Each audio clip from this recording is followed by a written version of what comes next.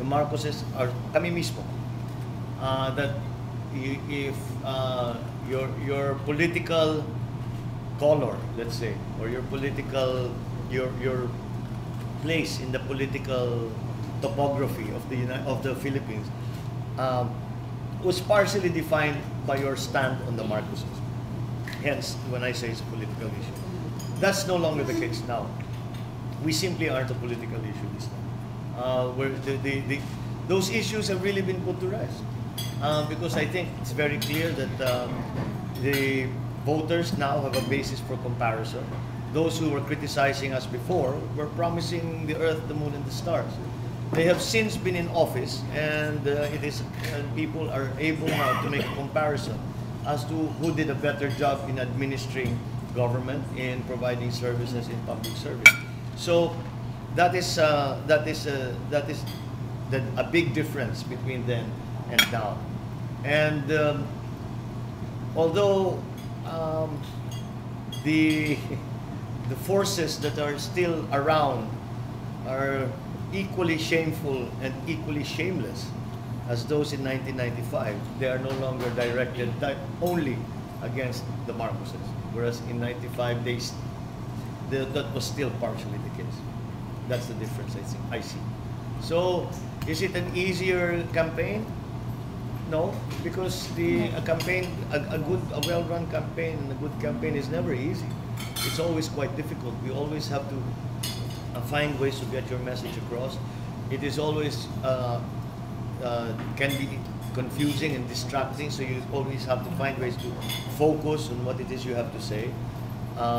You also have to be constantly knowledgeable about the circumstances of the campaign, what are the changing issues, the changing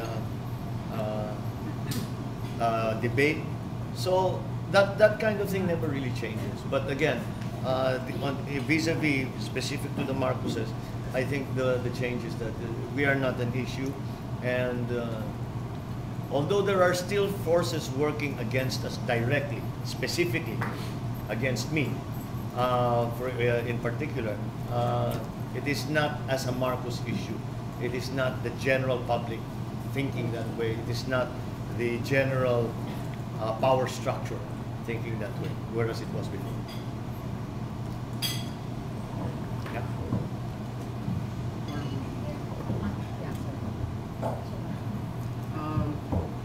My question is, how will your campaign address the issues of the youth? Well, I hearken back simply again to my experience under my father's time with the Kabataan Barangay. And because of that experience, I am actually the author of the law that created the Philippine Youth Commission, the National Youth Commission. The SKs are there because of that law. And that is the continuing effort by me to include young people in government, to include young people in the different walks of life in the society, because it's always been our view that the youth have a very important part to play. And it is always saddening for me to see that we quote all of these figures about the demographics of the Philippine voter today. And I'm sure all of you have heard it, I'm sure all the kids have heard it, that the 30 and below, the voters comprise close to 54%. And that if the youth would vote together or as a bloc, they would be the ones electing all of our officials, from the president to the barangay kagawad, down to it's all the kids. However, unfortunately, it's also the kids who have the lowest rate of voting. They are the largest bloc, they vote the least. The smallest percentage of the young people in that bloc vote. So it is a constant reminder to me that we have to get young people involved. We need young people in government. We need new ideas. We need new energy, new initiatives, new blood. It is absolutely necessary for any organization, and I'm not talking only about political organization, for any corporation, for any business, for any undertaking, that there be new ideas, that you do not stand still. And unless young people are directly involved in politics, for example, then we will not get that progression. We will still be doing constantly the same things that we have done before. And one of the main problems that I think that we find ourselves in is that since '86, each of the intervening administrations have suffered from a kind of inertia. Wherein they just show up, and when a problem crops up, they say, what did they used to do before? We'll do that. But the world has turned very, very many times already since 1986, since the last 10 years. And the world has changed in many, many fundamental ways. I mean, I was in a school yesterday, and as part of this, in answer to the same question, quite as a matter of fact, I said, can you kids, they averaged 20 years old, can you imagine a world without computers? Can you imagine a world without cell phones, without the internet? And they all sort of just looked at me blankly. And obviously, of course, they said, but why bother? Because they exist. And I said, I just wanted you to realize that there was a time when those things did not exist. And the world has changed a great deal since.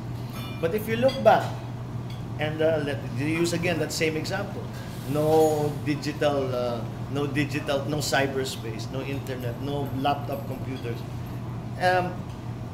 The problems that we were facing then, the leaders then were providing solutions. If you will look, this is 2010, the problems that we are facing now, they're still providing the same solutions. But those solutions are no longer relevant. It is already a different world.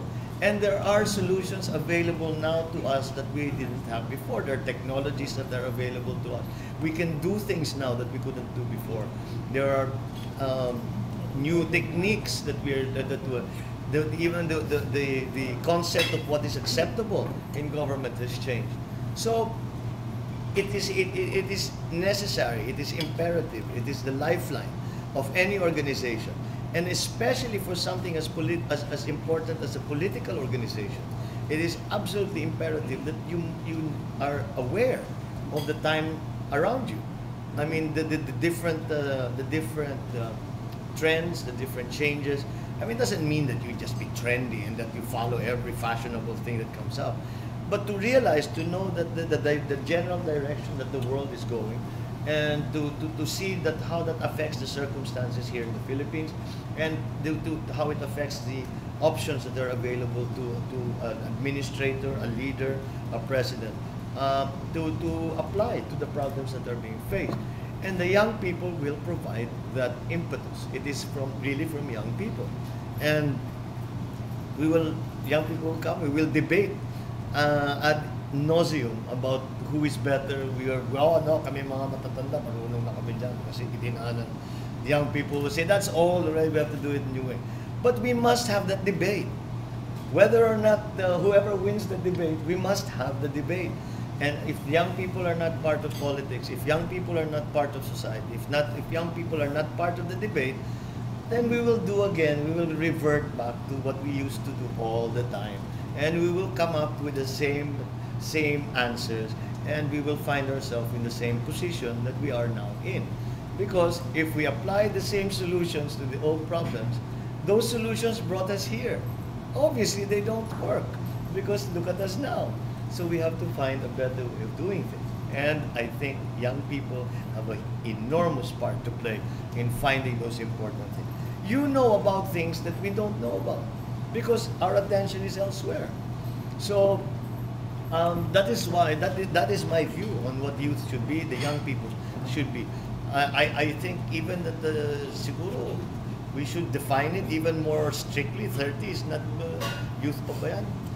Who was the one who said do not trust anyone over 30?